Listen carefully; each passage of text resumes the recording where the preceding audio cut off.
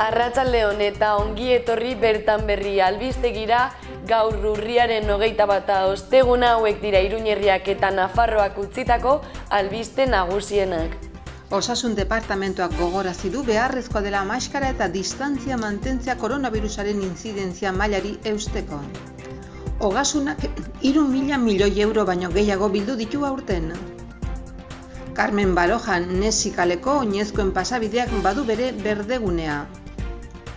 Iruñak 5 milioi euro lortu ditu Europako diru laguntza batean arrotzapea barruti berde bilakatzeko eta hiria energia berriztagarrien aintzindari izateko. Konzentrazioa eginda Magenaren azpikontrata baten kaleratzen aurka. Labek Zakan enpresan elkarteko lan baldintzapenagarriak salatu ditu, langileiak guztiak aldi baterakoak baitira eta ez baitute lan arriskuen prebentziorako bateren neurririk. Larrialdietako mugaz gaindiko lankidetza proiektua Alert Eugin amaitzen da makrosimulakro batekin. Herri lanen departamentuak 1.100.000 euro tan esleitu du Irurzungo saihesbide berria udalerriko erdiguneko trafiko arintzeko eta bide segurtasuna hobetzeko. Dantxarinako pintxoren 15aldiaren edizio berria hasi zen urriaren 15 eta urriaren 31 arte hainbat pintxo dastatzeko aukera izanen dute bezeroek.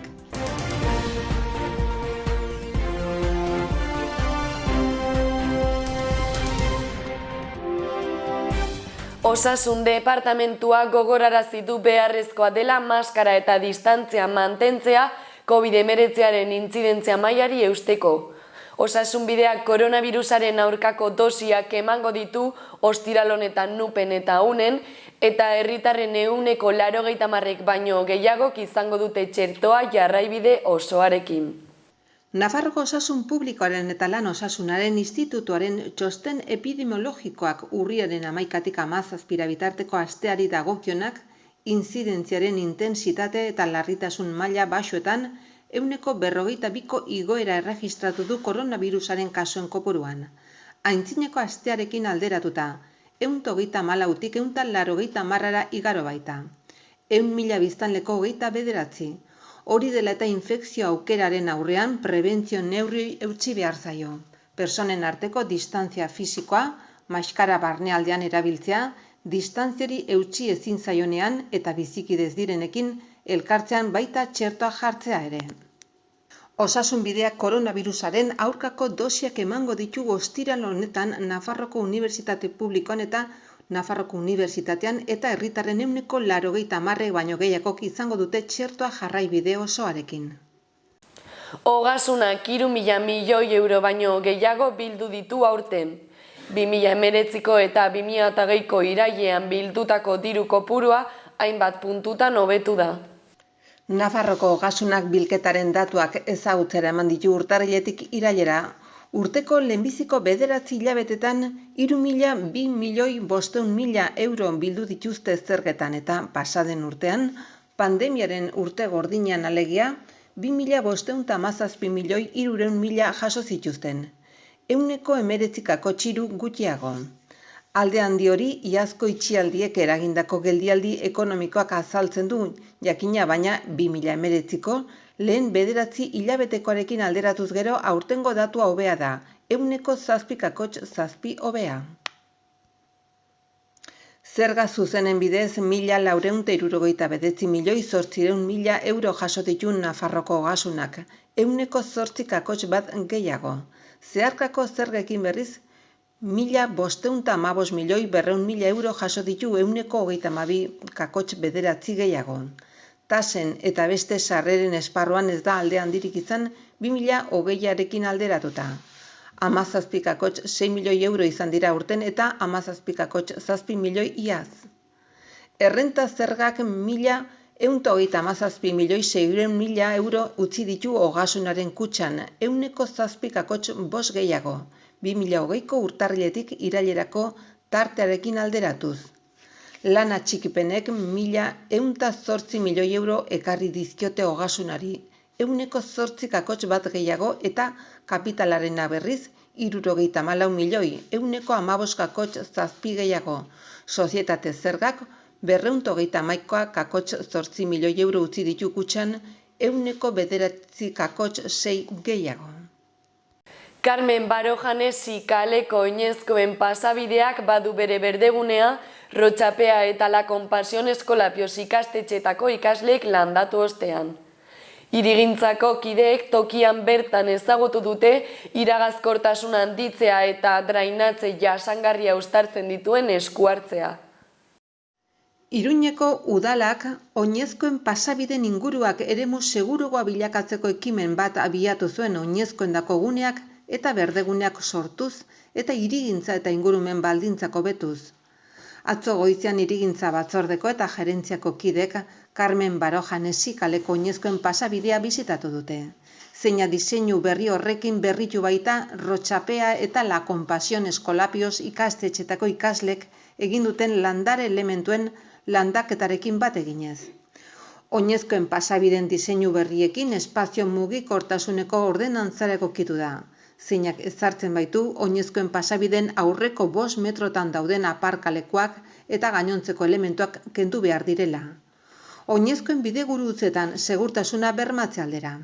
Horregatik kentzen ari dira adibidez, ibilgailuak aparkatzeko plazak, hondakinen edukiontziak eta autobus edo taxi geralekuak, eta hoien ordez libre gelditzen den espazio publikori hobetzen duten esku hartzeak egiten dira. Barojanesi kalean oinezkoendako pasabide iragazkor bat eraiki da. Kontzeptu horrek barne hartzen du alde batetik oinezkoen baldintzak hobetzea eta bestalde dranatze sistema jasangarri bat ezartzea eta uharte berde txikiak sortzea. Iruñeak 5 milioi euro lortu ditu Europako dirulaguntza batean Rotxapea barruti berde bilakatzeko eta hiria energia berriztagarrien aitzindari izateko. Proiektuaren jarduketek hasiera batean Iwer eraikina eta San Pedro etxebizitzetako bi atari izanen dute jomuga. Iruñak 5 milioi euro inguru jasoko ditu Rotxapea barruti berdea bilakatzeko eta hiria energia berriztagarrien aitzindari bihurtzeko Europan. Europako batzordeko Horizon 2020 Green Deal Kal eraikin eraginkorrak energian eta baliabidetan programa da finantzatzailea eta Europako itun berdea garatzea du xede. Iruña nazioarteko 3 bazkidetako bada eta Open Lab proiektu europarraren Espainiako hartzailea. Atzo goizean Enrique Maia Iruñako alkateak eta Rufino Hernández Euskal Herriko Unibertsitateko Arkitekturako saileko irakasle ikertzailea eta katedratiko eta Alonso Hernández Asociados Arkitektura enpresako bazkide sortzaileak Open Lab, Open Innovation proiektua aurkeztu dute. 2021ko udazkenean hasiko da gauzatzen eta 4 urte eta erdiz luzatuko da. Jarduketek Iwer eraikinaren Matesa izandako ingurunea eta San Pedroko alokairu sozialeko 12 etxe bizitza izanen dituzte ardatz. Eraikin horietan energia birgaitzeko teknika berritzaileak aplikatzean eta energia fotovoltaikoko instalazio handi bat egitean datza. Zeinak energiaz hornituko baitu ala eraikin horiek nola auzo osoa energia komunitate bat sortuta. Open Lab xedea du erreplikatu daitezken eta ekonomikoki bideragarria diren irtenbide sortak identifikatzea, konsumitzen dutena baino energia gehiago ekoizten duten auzoak sortzea ahalbidetzen dutenak. Energia positiboko auzoa. Mikroenergiako zentro aktibo gisa tokiko energia sistema batean integratuta dauden hiri testuinguruetako auzoak izan behar dute. Espainia programaren oinarriek hala eskatuta erakusleak zituzten beste 2 herrialderekin batera aurkeztu zen, Belgika eta Estonia. Taldearen aurrekontuak 20 milioi euro inguru jotzen du eta horietatik 5 milioi inguru Espainiarentzat izan dira eta zuzenean bideratuko dira Iruñan jarduketak egitera. Kontzentrazioa eginda Magnaren azpikontrata baten kaleratzeen aurka, bertan salatu dutenez 12 urte daramatzate azpikontratatuta eta 3 lan istripu izan dira azkenaldi honetan, horietako bat oso larria. Kontzentrazioa eginda Magnaren azpikontrata baten kaleratzen aurka. Atzoko elkartaratzean kaltetutako batek David Matute Txokarro komunikatu bat irakurri du. Bertan salatu duenez 12 urte daramatzagu azpikontratatuta eta 3 lan istripu izan dira azken aldi honetan, horietako bat oso larria. Bregamendik uko egin dio dagozkion kalte ordainak ordaintzari. Magnak lan karga murriztu duela argudiatuta, baina Mario Bregainak bere ordezkari bakarrak magnesitasi zerbitzuak ematen jarraitzen du, hori dela eta zor dizkigun kopuruak ordaintzeko eta enpresara itzultzeko eskatzen digu. Eskerrak ematen dizkiegu Magnako enpresa batzordeari, plantillari eta helari egun hauetan jasotako laguntzagatik, gure eskubideak defendatzeko borrokan. Bregamendik bere langileak baztertu ditu 12 urtez magnesitaserako azpikontratutako langile gisa aritu ondoren. Labek Zakan enpresa elkarteko lan baldintza penagarriak salatu ditu, langileia guztiak aldi baterakoak baitira eta ez baituten lan arriskuen prebentziorako batere neurririk. Lab sindikatuko kideak eta Zakan aldi baterako enpresa elkarteko langileak konzentratu dira enpresak Iruñeko Iturrama auzoan duen egoitzaren aintzinean, plantillako lan baldintza penagarriak salatzeko. Orain dela 2 urte eta erdi adingabei arreta emateko zerbitzu publikoak kudeatzeko sortutako enpresa multzo horretan kontratuen 87 aldi baterakoak dira, 2 bakarrik dira mugagabeak eta ez dago lan arriskuen prebentziorako neurririk. Zakango zentroetan bizi zen egoeran larria ikusita, Lab sindikatuak erabaki zuen esku sartzea eta sail sindikal bat sortu zuen, ondoren hauteskunde sindikalak sustatu zituen, bakarka irabazi zituenak. Horren guztiaren helburua zen langilei ezarritako behin-behinekotasuna justifikatu gabeko eta handi horri aurre egitea eta lan osasunari buruzko baldintzetan hobekuntzak aldarrikatzea. Oiana Taun Labeko esku hartze sozialeko arduradunak azaldu duenez, Zakanen laneko arriskuen prebentzio falta izan da joera nagusia sortu zenetik. Gaur egun ez dago inolako arrisku ebaluaziorik ez protokolorik indarkeria, jazarpen eta bertzelakoen aurrean. Eta ez daude eginda ez beharrezkoak ez direlako baizik eta agintzari eta zabalduz enpresek gidatutako zuzendaritzaren utzikeriagatik. Ataunek erran duenez azken 2 urtetan langilek eraso ugari jasan dituzte gehiegizko okupazioa dago. Langileak falta dira, sute bat egon zen etxe bizitza batean. Labek salatu du aipatu gertakariak enpresa batzordeari eta Nafarroko gobernuari berari ezkutatu zaizkiela. Oso larria da adierazi du Ataunek. Enpresak nahi erara egiten da eta desegiten du inork ere eragotzi gabe ez da erabiltzaileendako edo langileendako bizi arriskurik dagoenean ere. Larrialdietako mugaz gaindiko lankidetza proiektua alert, euguin amaitzen da makrosimulakro batekin. 7 maniobra egin dira suteen arloan, uretako erreskatean, altueran eta istripuetan esku hartzean. Zeinak proiektuaren lan urteetan lortutako koordinazio maila handia erakusten dute. Alert mugaz gaindiko proiektuak atzo goizean eman zaie amaiera 4 urtetik gorako jardunbideari, larrialdiko jardueren simulakroak zabalduz. Eugi izan da maniobra hoien lekua eta bertara joan dira lankidetza proiektu honen parte diren autoritate desberdinak eta larrialdietako kidegoak. 7 maniobra egin dira suten arloan, uretako erreskatean, altueran eta istripuetan esku hartzean, zeinak proiektuaren lan urteetan lortutako koordinazio maila handia erakusten dute. Herri lanen departamentuak 1,1 milioi eurotan esleitu du Irurzungo saihesbide berria, udalerriko erdiguneko trafikoa arintzeko eta bide segurtasuna hobetzeko. Azaroan hasiko diren lanak Construcciones Boreste S.A. enpresari esleitu zaizkio eta 9 hilabete izango ditu lanak bukatzeko.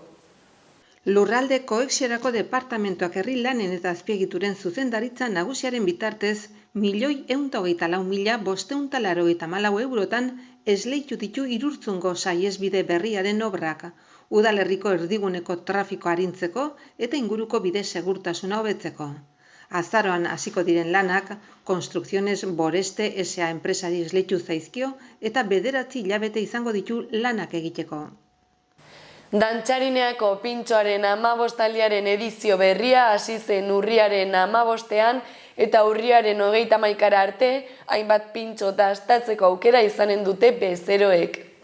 Dantzarineako pintxoaren 15aldiaren edizio berri bat martxan dago, eta urriaren 31 arte hainbat pintxo dastatzeko aukera izanen dute bezeroek. Bertze alditan bezala hainbat bentekan parte hartuko dute, Agusek, Axularrek, Drunken Duk, Biokek, Lapitxuri Jatetxe Tesnak, Landibarrek, Pakok, Pantxok eta Peiok.